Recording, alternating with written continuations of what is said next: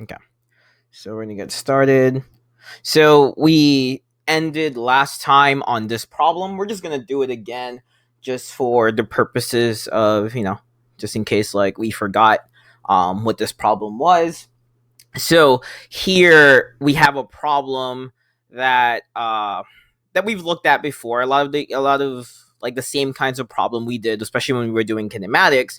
So I'm going to read this problem again. We have a ball of a mass of 0.5 kilograms initially at rest, is kicked directly towards a fence from a point 32 meters away, as shown above. The velocity of the ball as it leaves the kicker's foot is 20 meters per second and an angle of 37 degrees above the horizontal.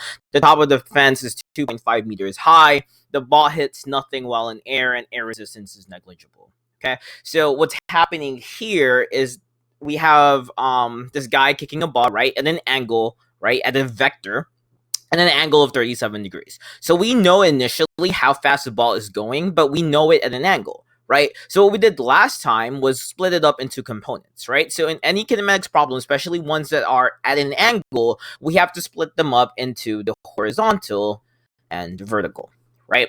So let's split it up into the vertical and the horizontal, right? And that should be pretty easy to do. We just use our trig function to split them up, right? The vertical component is the sine component, and the horizontal component is the cosine component, right? So all we have to do is like multiply our 20 times sine of 37. So that's going to be 20 times sine of 37.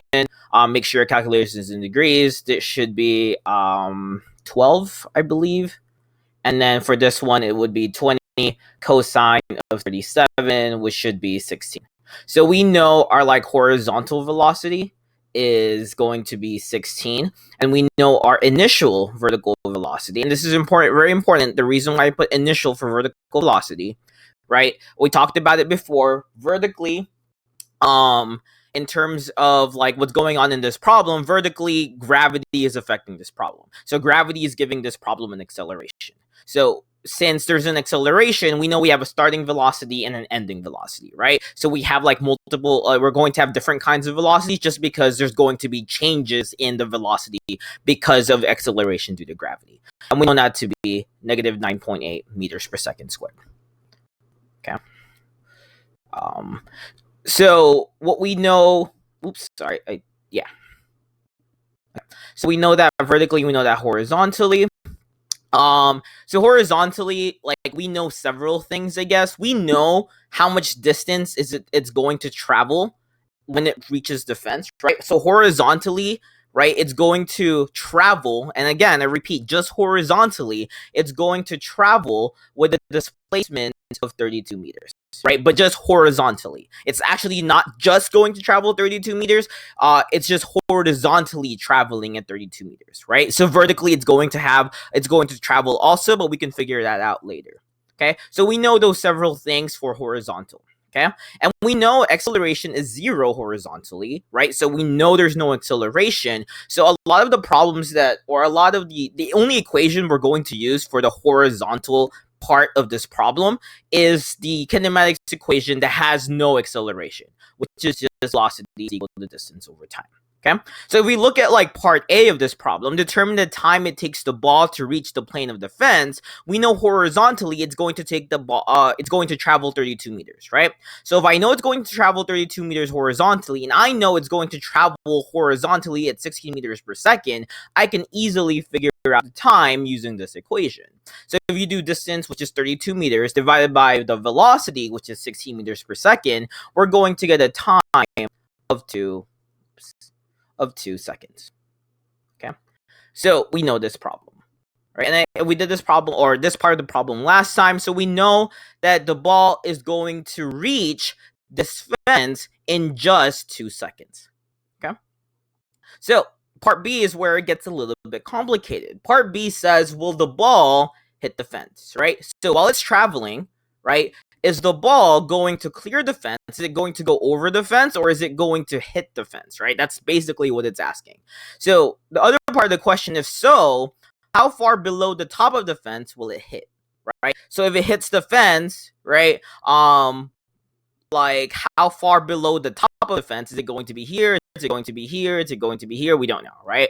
That's what we need to figure out. Or if it doesn't hit the fence, how far above the fence will it pass, right? So like how far from this point will the ball be once it reaches this point? Okay. It should be a pretty simple problem. So again, we know a lot horizontally, right? So we know everything horizontally. We know the speed, we know the displacement, and we know the time. So we know the time it takes for the ball to reach the fence. We know it's going to take 2 seconds, right? So vertically, and this is very important to understand, vertically, the time should also be 2 seconds, right? So, and this is why, right? So if it takes 2 seconds for the ball to reach the fence horizontally, it's also going to take the same amount of time, right, for the ball to hit the, or to reach the fence, not hit the fence, to reach the fence, right? It should be the same time, right? There should be no difference in time between horizontal and vertical, right? So the time it takes, if it's traveling, for the ball to travel 32 meters, is the same time the ball would require the ball to reach the fence. Okay, so time should be the same. The time for horizontal and vertical should be equal, especially for these types of problems. So remember what I told you guys about kinematics, right? As long as you know 3 things, right, you can figure out everything else. So let's look at how to do this problem, right? So what part of the problem, right, what component of the vertical motion will I need to know, right, so I would find out if it hits the fence or not, right? What part of the vertical motion would I need to know, right? Would I need to know if so I can figure out if the ball hits the fence? Okay, what part of the vertical motion would I need to know? Type in your answers if you have an answer.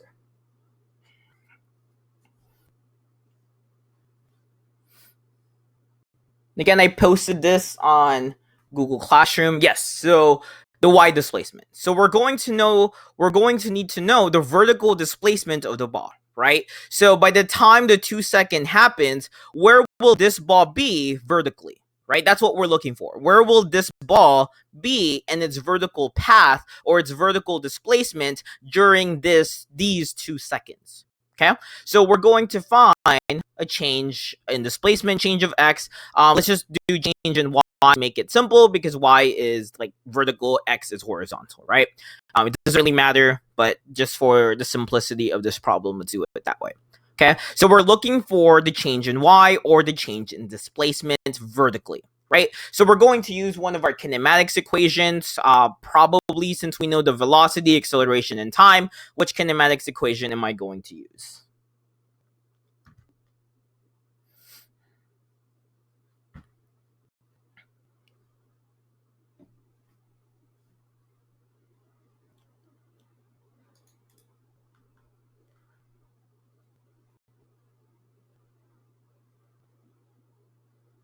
So which kinematics equation am I going to use? Type in your answer if you have one.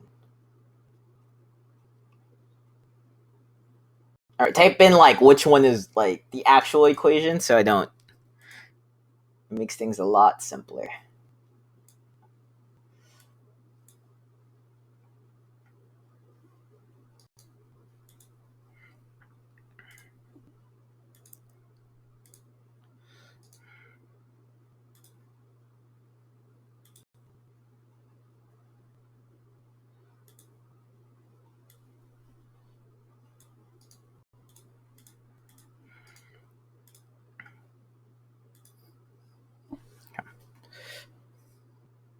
So we know the initial velocity, we know acceleration, and we know time, right? So which kinematics equation am I going to use? Type in like the actual kinematics equation that we're going to use today.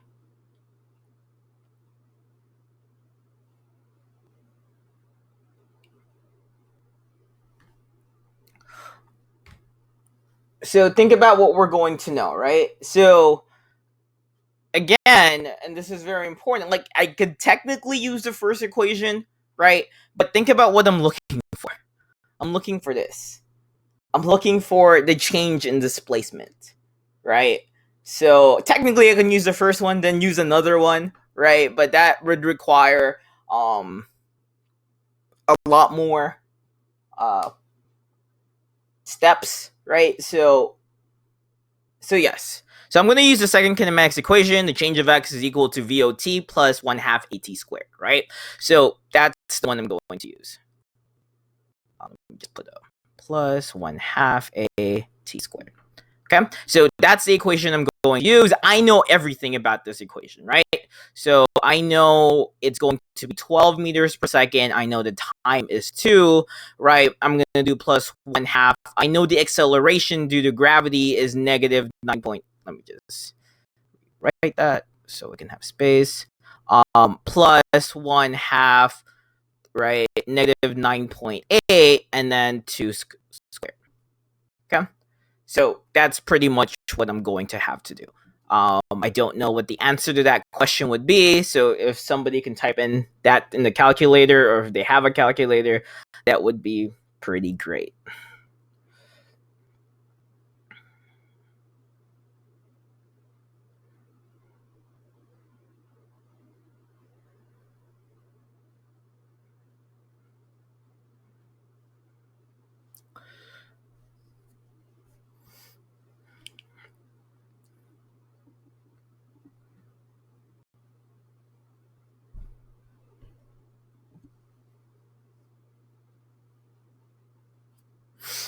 So again, please type that on the calculator so we can have an answer.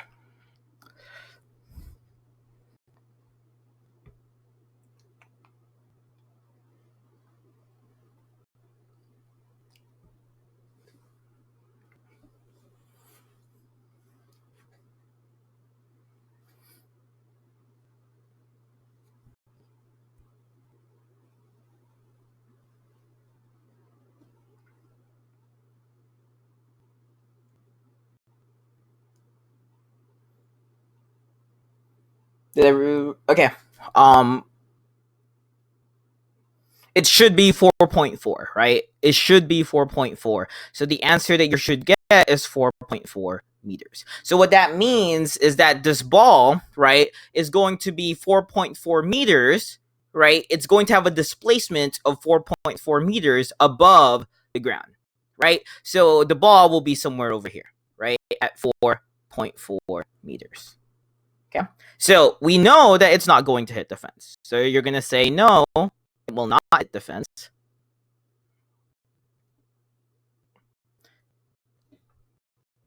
Okay.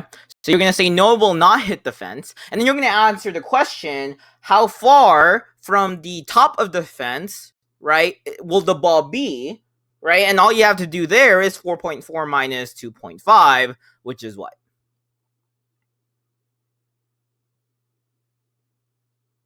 What's 4.4 minus 2.5? Yes. So it's going to be 1.9 meters away. Okay. And that's it. Okay.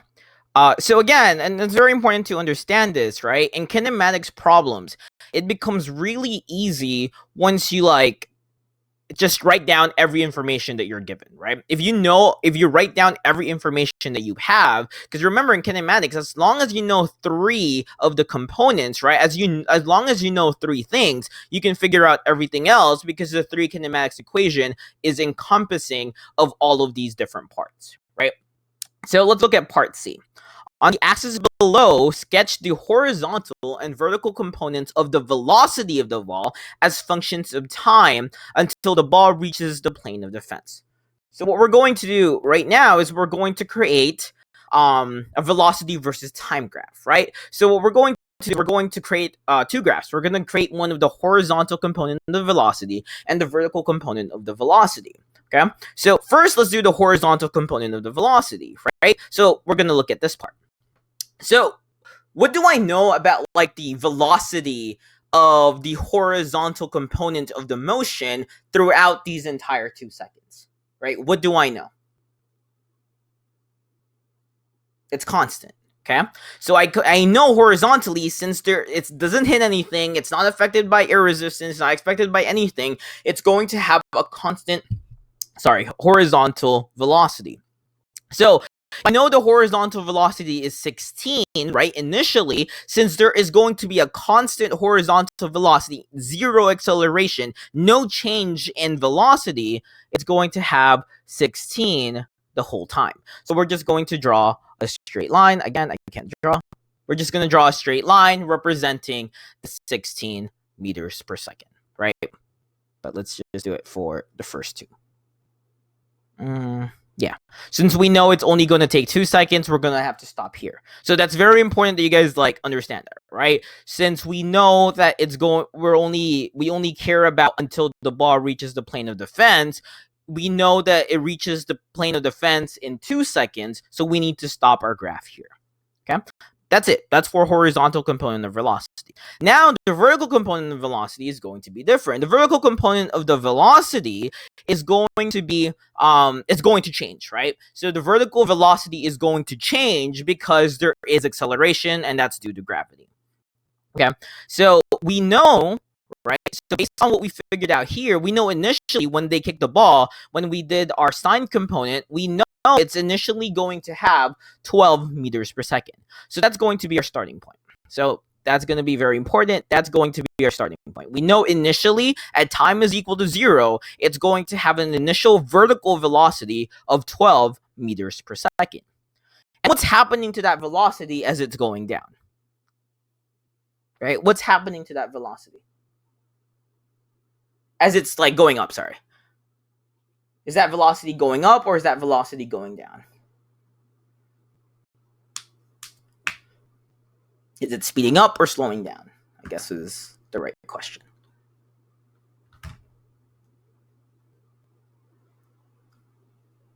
Okay, it's going to slow down, right? Because gravity is pulling it down, so gravity is going to slow it down, right? So when it reaches the top, right, the velocity, since gravity is slowing it down, when the ball reaches the top of its motion, right, vertically, it's going to have a velocity of 0, right? So somewhere in its travel, it's going to have a velocity of 0 once it reaches the top. But then once it started to come down again, right, once it's starting to come down, now it's going to speed up. Right? But it's going to speed up in the negative direction. So that's also very important to understand. Since we're talking about velocity and velocity has vectors, we know that we have to show, even in our graphs, we have to show direction.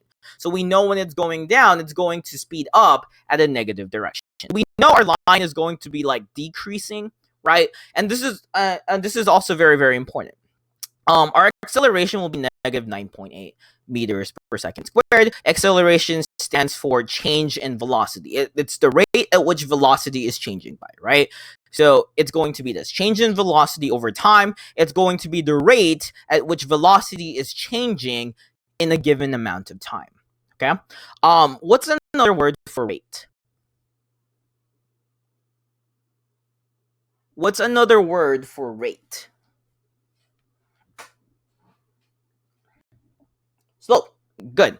So another word for rate, if you get, and this is very important to understand, acceleration is the rate at which velocity is changing. So another word for rate is the slope. So what that means, right? Acceleration is the slope of a velocity, versus time graph. Okay, so acceleration is a slope of the velocity versus time graph, right? So we know that since our velocity is constant, not velocity, our acceleration is constant at negative 9.8 meters per second squared, we know that that's going to be our slope, okay? So since we have a constant acceleration, our velocity versus time graph is going to be linear. Okay, I repeat. Since we have a constant acceleration, our acceleration is not changing. It's going to be negative 9.8 this entire time. Our graph is going to be, our velocity versus time graph is going to be linear.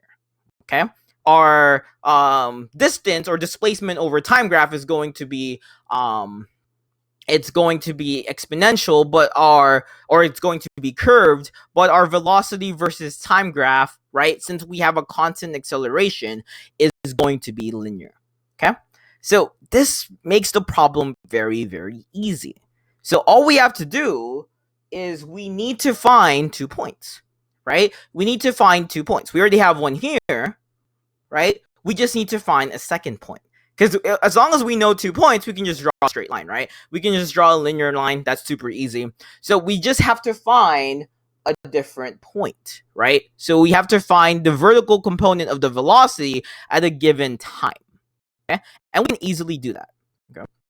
So we can easily do that by plugging it in. Again, we know everything about this, or we should know, or we can find out everything about the vertical motion of the ball, right? We initially know its initial velocity at 12 meters per second. We know its acceleration at negative 9.8 meters per second squared. We know the time at 2 seconds, and now we know the change in displacement at 4.4 meters, right? We know all of those 4 things, and I can figure out, this is very important, I can figure out the velocity of the ball, the vertical velocity of the ball at 2 seconds. Okay? I can find out the vertical velocity of the ball at 2 seconds. Okay? And I can utilize like the first equation, the first kinematics equation, VF is equal to VO plus AT, because I know a lot of things about this problem, right? I know I'm looking for VF. I know the VO is going to be, what was it, 12? Is going to be 12. I know the acceleration is negative 9.8, and I know the time is going to be 2 seconds, right? So I'm going to pick t is equal to 2 just to make this problem really easy, and we can figure out this problem from here, okay? So how fast is this ball going at 2 seconds? So again, I don't have a calculator with me, so please figure that out.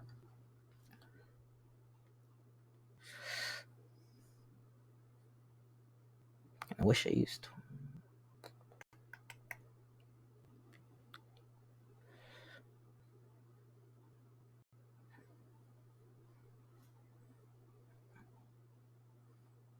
Well, that's like negative 19 point, or sorry, that's negative 9.8 times 2, but we're going to have to plug it in over here, right? So it's going to be 12 plus negative 19.6. No, I don't think that's the case. So we're going to do 12. So this is going to be this VO right here, guys, is a positive value, right? So it's going to be 12 minus negative 19.6, which should be negative 7.6 meters per second. So we know the speed at which this ball is going, right? At the speed at which this ball is going at 2 seconds. We know at 2 seconds, right, it's going to be traveling at negative 7.6. So somewhere somewhere around here. Okay. And since now that we know 2 points, this is going to be a linear line because our acceleration is constant, right? We're just going to draw, again, it's ugly, but typically we're just going to draw a line going through it. Okay. It's going to be a linear line, and that's it. That would represent our graph. Okay. And that's it. That's all we need to know. Again, this should be pretty simple as long as you understand the kinematics equation, right? The graphs are pretty easy if you know the kinematics equation. You just need to know that the graphs are can be figured out using equation, right? It's not just in your head. You can utilize the equations to solve for the graph, okay, and vice versa. Okay, and that's it for this problem. So let's look at this one. This one's a little bit newer. It's from the year 2000. And let's look at this graph. Okay, so here we have a half a kilogram cart moving in a horizontal, straight horizontal track. The graph of velocity v versus time t for the cart is given below, right? So we have a velocity versus time graph for this cart that's moving in a straight horizontal track, right? So we're probably not going to use gravity and stuff like that. It's just going to be a straight horizontal track. So A says indicate every time t for which the cart is at rest. Okay, so looking at this graph right here, right, which moment, this is a velocity versus time graph, for which time, right, when in time is the cart at rest? Yeah, and type in your answers if you have one. When is the cart at rest?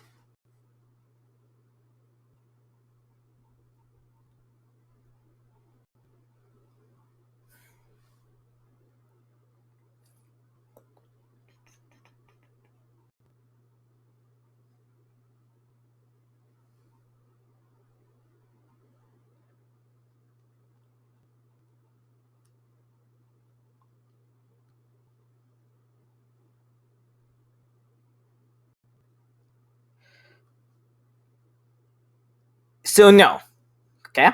So this is very important. This is a velocity, right? This is a velocity versus time graph, right? So these flat lines right here. So if you look at this flat line, we know the velocity during this flat line is 0.8 meters per second.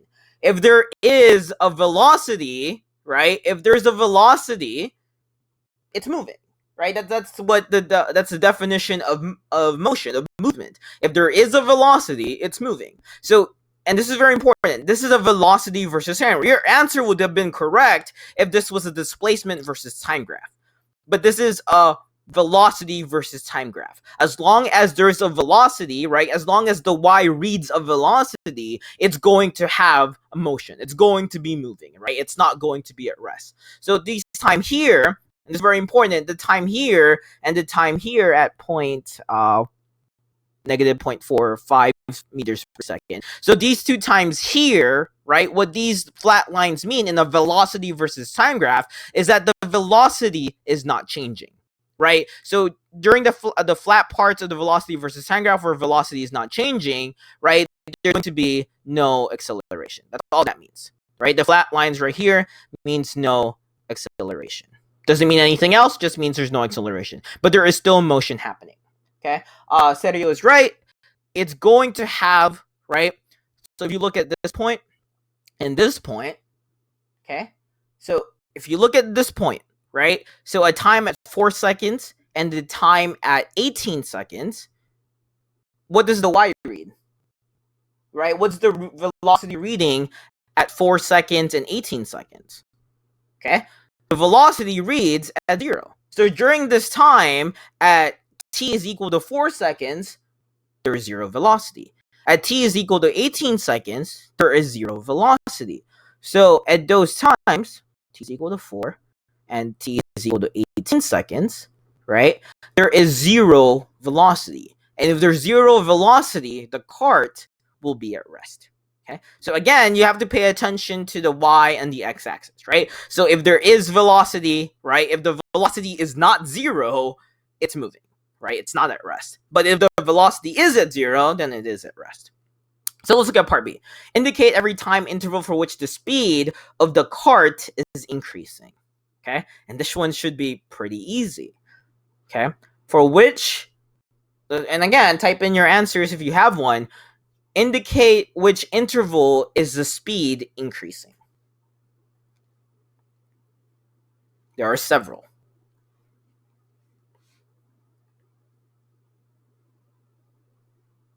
All right.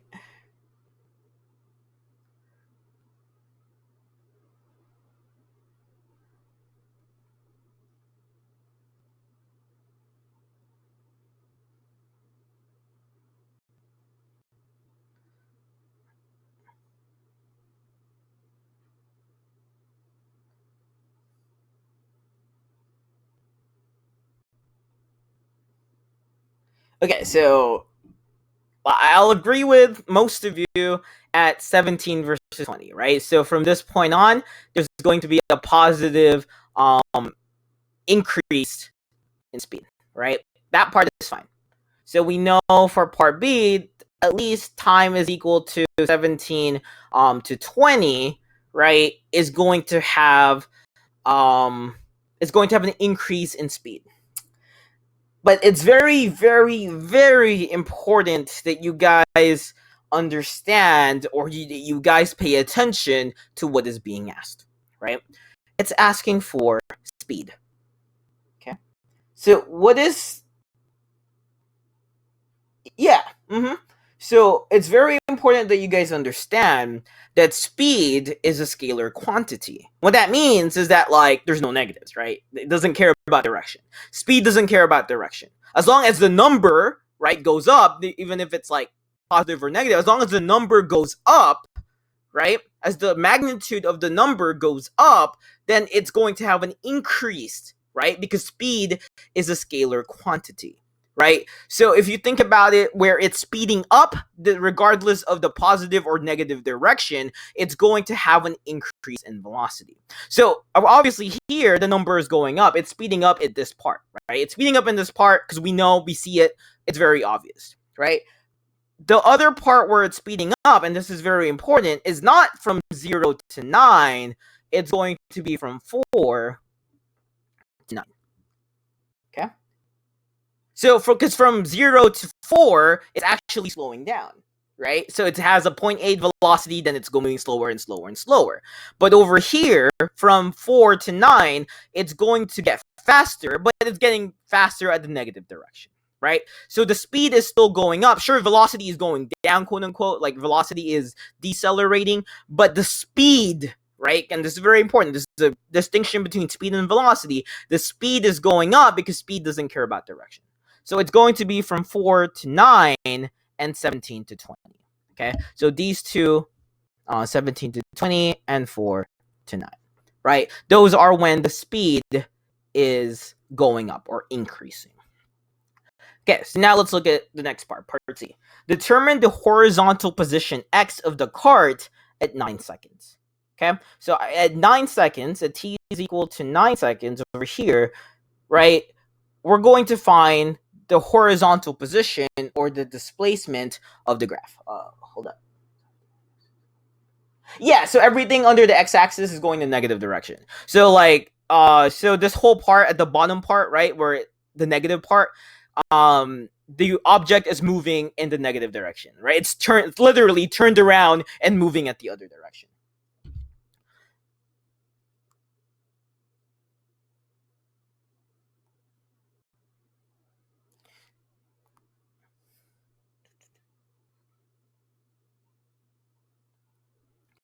Okay. So part C, we're going to find the horizontal position, which is the same thing as like the displacement of the cart at 9 seconds, right? So we're going to find out where will the cart be at 9 seconds. So if we assume it starts at rest or it starts at 0, we're going to find where the cart will be at 9 seconds. And that should be, again, that should be pretty simple. So, and this is very important, we know several things during the first 9 seconds, right? So again, we're just going to look at the displacement during the first 9 seconds. And we know a lot of things about the first 9 seconds. First of all, we know time is 9 seconds, right? We also know the starting velocity. The starting velocity, right, during this first 9 seconds, the starting velocity is 0.8 meters per second. That's going to be our VO, right? And then at the end of the 9 seconds, we also know the velocity at the end of the 9 seconds. We know the velocity at the end of the 9 seconds is -1 meters per second. And that's going to be our final velocity. So if we know our initial, our final, and time, right, how do I find position? What equation would I need to know to find position?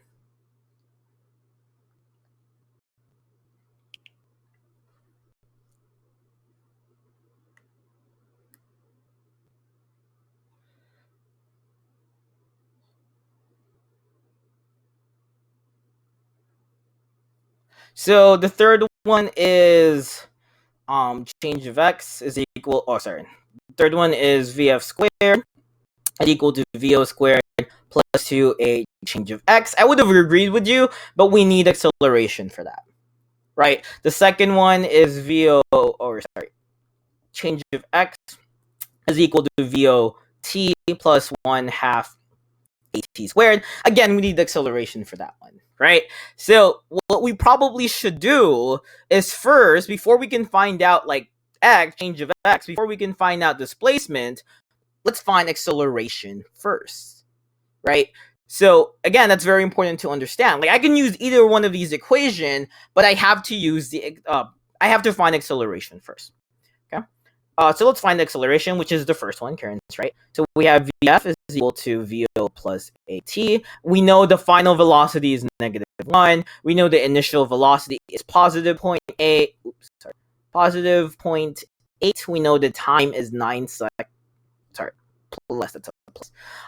Plus, we don't know acceleration, but we know the time is 9 seconds, right? So no, it wouldn't be d is equal to v over t because there is acceleration. So we know since there is a change in velocity, there's going to be acceleration. So it will not be distance is equal to velocity versus time. We would need to use the actual kinematics equation. Okay, so we're just going to solve for it. -1 is equal to 0.8 plus a times 9. -1 minus 0.8 is -1.8 is equal to a times 9. And then a is going to be is this -0.2? Can somebody? Yeah, so it's going to be -0.2 meters per second squared. Okay, so that's going to be the acceleration. Now we know the acceleration. I can utilize either one of the second or the third kinematics equation to solve for it, right? Let me just use this one right here to solve for it, just because should be pretty easy. So we have change of x is equal to VO, which we know to be 0.8. We know time is 9 seconds plus 1/2. Now we know the acceleration is going to be -0.2, and then time is going to be 9 squared. Okay. Oops, sorry. Times 9 squared. Okay. So if you guys have a calculator, please figure that out for me. Times 9.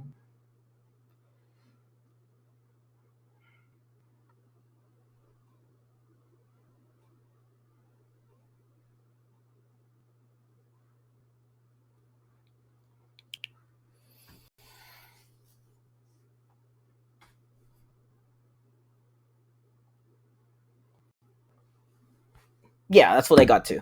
So the change of x is here is -0.9 meters. So what that means, guys, since the change of x, since the displacement is -0.9 meters, it means that we're behind from when we started, right? So what happened to the motion of the car is that it was moving in the positive direction, but it was slowing down, slowing down, slowing down. And then when it hit 4 seconds, it literally turns around and then speeds up in the other direction, right? And then what happens at the end of these 9 seconds is that it's going to be on the other side, or the other side behind where he started, right?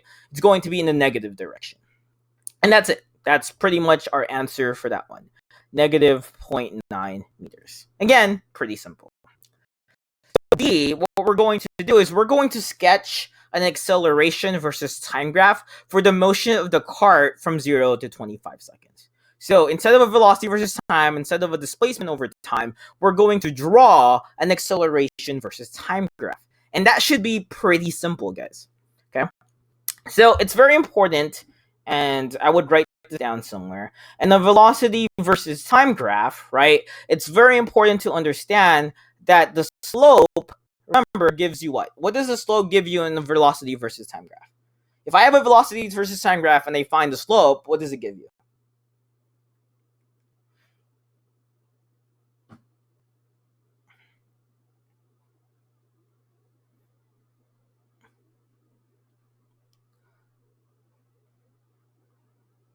We just talked about it. In the velocity versus time graph, what does the slope give you?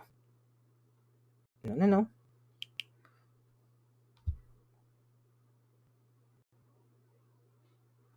Yeah. But like, what value does it give you? Yes, it gives you acceleration.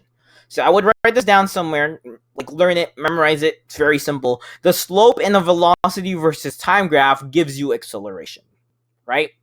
So in versus important things to know: velocity versus time graph.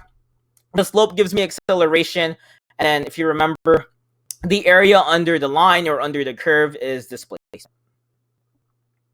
So I could literally have just found a displacement here, right? So to solve for part C, I could have found the area of this triangle and then an area of this triangle, right? And then subtracted them, okay? That would have given me displacement. But the slope, and this is very important, the slope in the velocity versus time graph, right, gives you acceleration.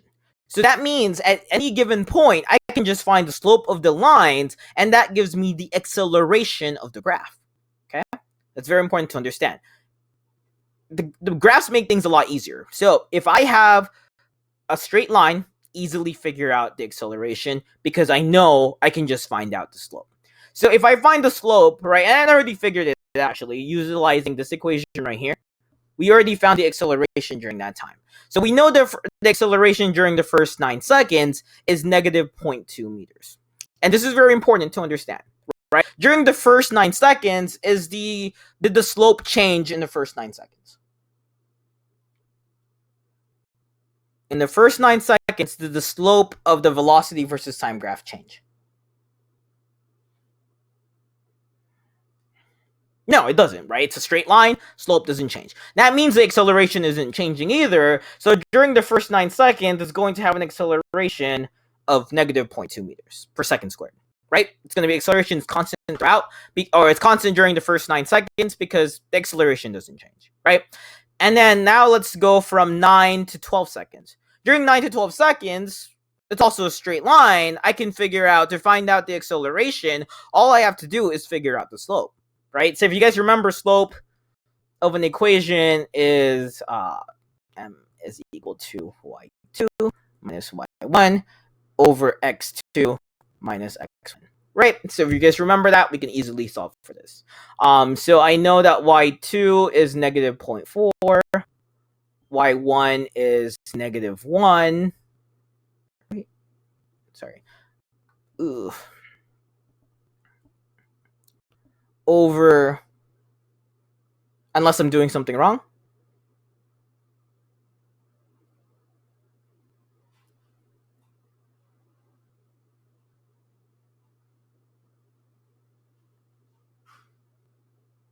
What do you guys mean no? Okay.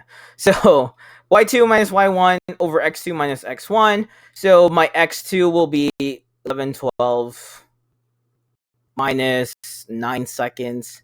So negative 0.4 minus negative 1, which is negative 1.4 over 3. And what do I get there?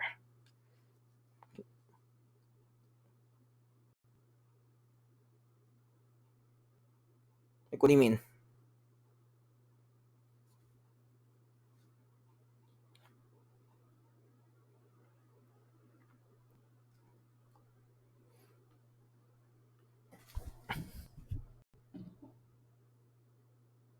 Okay, so let's find the like I'm trying to look for the acceleration or the slope during this part, right? Because the slope gives me acceleration. So this is my equation for the slope. Again, it's y2 minus y1 over x2 minus x1, or rise over run, depending on like how you want to do this problem. So it should be 0.6, right? So can you guys figure out what the slope would be during this part from 9 to 12 seconds? Let's get my calculator out.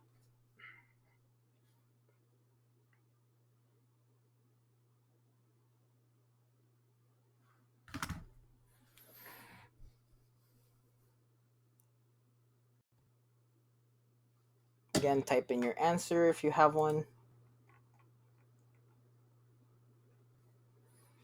No, I don't think so. 2.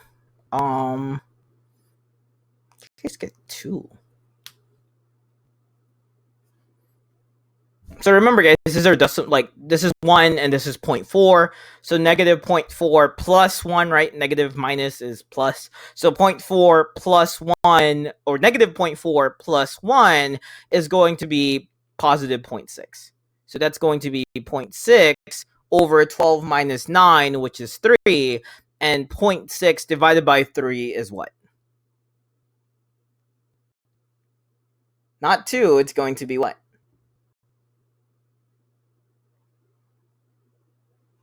Yeah, it's going to be 0.2. So during this time from 9 to 12 seconds, right, our acceleration during this time is going to be 0.2. from 9 to 12 seconds. Let me just do that. Okay, from 9 to 12 seconds, it's going to be 0.2. That's it. Like the acceleration during this time is constant. From 9 to 12 seconds, it's constantly at 0.2 meters per second squared. Okay, so we have these two intervals. Now let's talk about from 12 to what is this? 17 seconds. What's happening from 12 to 17 seconds? What is the acceleration during this time? What is the slope during this time? 0, right? So the slope during this time from 12 to, what was it? 12 to 17 seconds is 0. Okay? And that's how our line would look like, right? And then now let's find the slope from 17 to 20. Okay? And that should be pretty easy. That's 0.8 minus negative 0.4, I believe. 0.4 over the change in time, and that's going to be 20 minus 17, which is 3. Okay. And then what is that going to be? What is this going to be?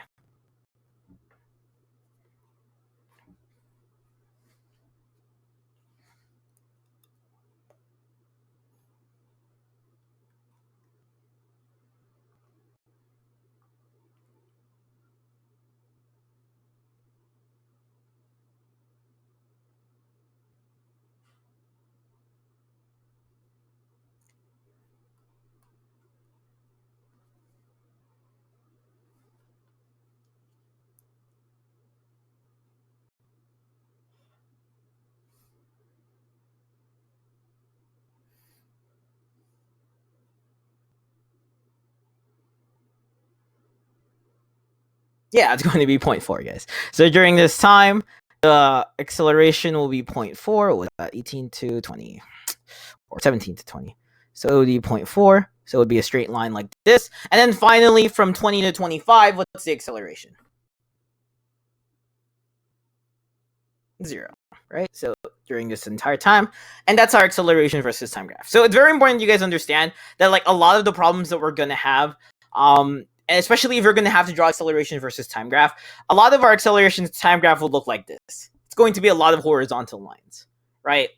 That's pretty much how it's going. I know it looks kind of weird, but that's pretty much how our acceleration versus time is going to look like. It's just going to be a bunch of horizontal lines. Okay. Yeah. So let's look at the last part, E. From time is equal to 25 seconds until the cart reaches the end of the track. The cart continues with constant horizontal velocity. The cart leaves the end of the track and hits the floor, which is 0.4 meters below the track. Neglecting air resistance, determine each of the following. I, the time from the cart leaves the track until it first hits the floor. 2, the horizontal distance from the end of the track to the point at which the cart hits the floor. So we're going to do several things, right? So what you're going to figure out here from the 25 seconds, right? After t is equal to 25 seconds, the cart is going to reach like this hypothetical track. So there's going to be like this cart, right? Is going to reach its the end of the hypothetical track at t is equal to 25 seconds. And then what's going to happen afterward, the cart continues with a constant horizontal velocity. So the cart will leave the track, will fly off, and then hit the floor.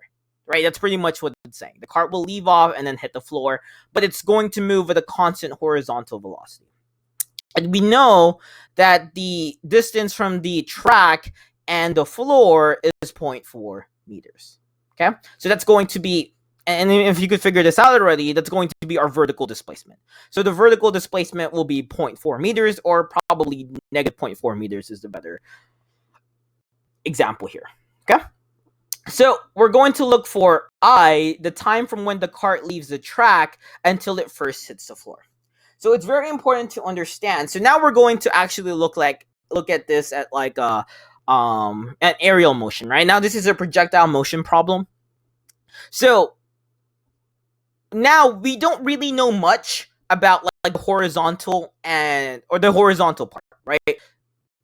So since now this is a projectile motion problem, because we now know it's going to be in the air, it's going to fall down and still be moving to the right. Now it's a projectile motion problem, so we need to split up this problem into vertical and horizontal. The problem with this one is I don't know much about the horizontal motion, right? All I know about the horizontal motion is that it's going to have a constant velocity, and it's going to have a velocity, right, at whatever it ended up at. Right, so at 25 seconds, the final velocity here is 0.8 meters. So the velocity it's going to have, right, the horizontal velocity it's going to have is 0.8 meters per second. Because that's what the graph tells us. The problem is, for the horizontally, that's all I know. I don't know time. I don't know displacement. All I know is that it's going to be at 0.8 meters per second.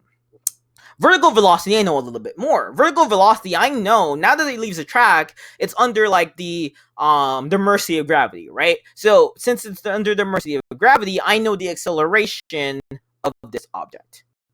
Okay, or at least vertically. I know the acceleration of this object vertically because now it's due to gravity. I also know the displacement, right? I also know it's going to be moving or getting displaced, right? Or because it's going to travel vertically negative 0.4 meters. Okay, so that's very important. We know the cart is going to fall, right, or travel vertically negative 0.4 meters. So I know that part. What else do I know about the vertical motion? I know something else. What else do I know about the vertical motion of the ball or of the cart?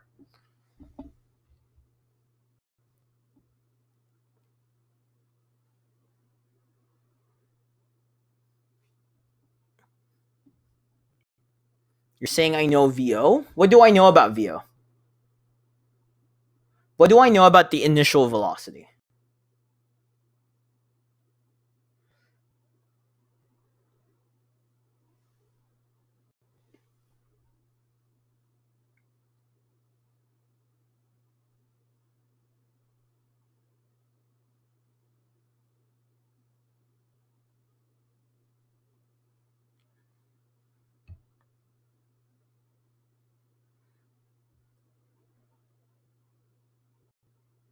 So no. Okay, so no, VO isn't the velocity 25 seconds. That's the horizontal velocity. But vertical velocity is a little bit different. Vertical velocity, so remember, like, I've shown examples in class this where, like, I threw something horizontally and I dropped something, right? So when an object is just moving horizontally, right, and then it leaves something and it starts falling down, it's like, in terms of its vertical motion, it's like you're dropping it, okay? So it's very important to understand that. Like, if an object is moving, like, for example, you have like a toy car in your desk, and then like you rolled it out of your desk, right? It's going to have that like constant horizontal velocity, but what's going to happen is its vertical velocity is going to be very similar to like a scenario where you just dropped the car, right? So instead of like rolling it off your desk, you're just dropping it at the same height. So remember what I told you guys, when you're dropping something, right? When you're dropping something, what is the starting velocity? 0, right? So here, the starting velocity needs to be 0 because it's like you're dropping it. Because the cart is traveling horizontally with only in a horizontal velocity, leaves the cart, and then it's like you're dropping it, right? In terms of its vertical motion, it's like it's just being dropped. So it's going to have a starting velocity of 0 meters per second. So now I know 3 things. I can figure out everything about this motion. So now we need to find time. I need to find a time when the cart leaves the track until it first hits the floor. Right? I know A, change of Y or change of X, and VO. I can probably utilize to find time. I can utilize the second kinematics equation, right?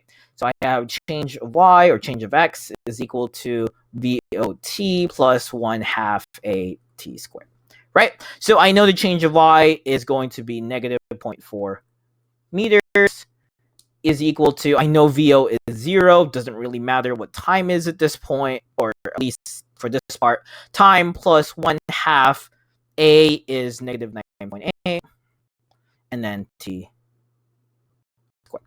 Okay, so I can just utilize my calculator to figure out 1/2. I just change it from X to Y because we're talking about like the vertical part, and vertical is like the Y axis. Okay, So here I have negative was this 4.9 t squared, and then I just divide. And can you please find t for me, because I don't want to put this in my calculator.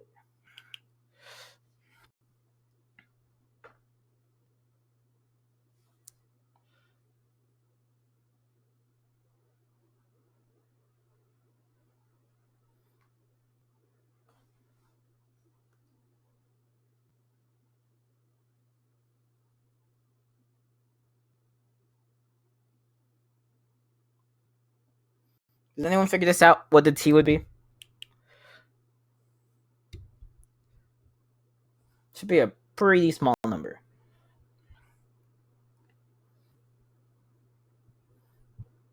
4/7. Yeah, should be something like 0.28, like 57, something like that, seconds. Right? That should be the time. And that's it. That should be pretty simple.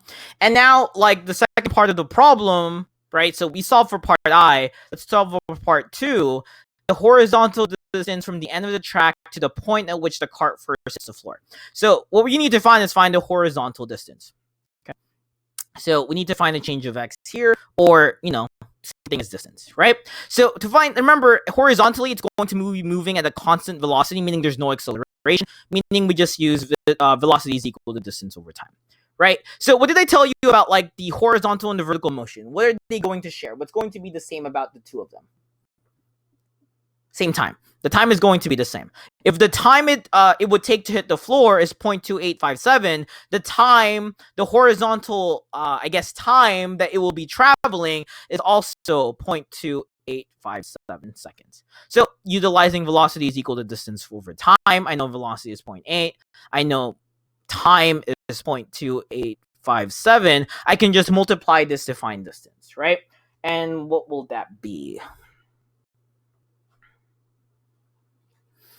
Should be a pretty small number. Yeah, something like that. 0.2280. Let's use 86 meters, right? And that's it. Yeah, something like that. And that's it, guys. Like, again, this should be pretty simple. The graphs can tell you a lot of things. The graphs and the equation really work well together. Sometimes you can do like, if you know a lot about the graph, if you know, like, what the slope is, if you know what the area is, sometimes you don't even need the equations, right? Like, both of these graphs really help, and graphs really simplify at least kinematics problems. Okay. So that's going to be it for today. But I'm going to post an assignment like soon after this, right? I'm going to be posting an assignment that I want you guys to do. I want you guys to work on it. I want you guys to show, like, all of the work, right, and all of your processes for the assignment. So if processes require you to, like, write a paragraph, then go ahead and do so. But I just want to see, like, your mentality and the way you would answer these questions. I'm going to post one or post some problems, like, again, soon after this. And again, I want you guys to show all your work, show all of your processes and justifications for why your answer is your answer. And I want you guys to scan it, take a picture of it, and then scan it and turn it in through Google Classroom. It's going to be due, let's say, like, Sunday. It's just like 3 problems, guys. It's not that bad. Okay. And that's it, guys. I'm ending my stream. Thank you guys for watching, or thank you guys for showing up. Bye, guys. Have a nice rest of the day.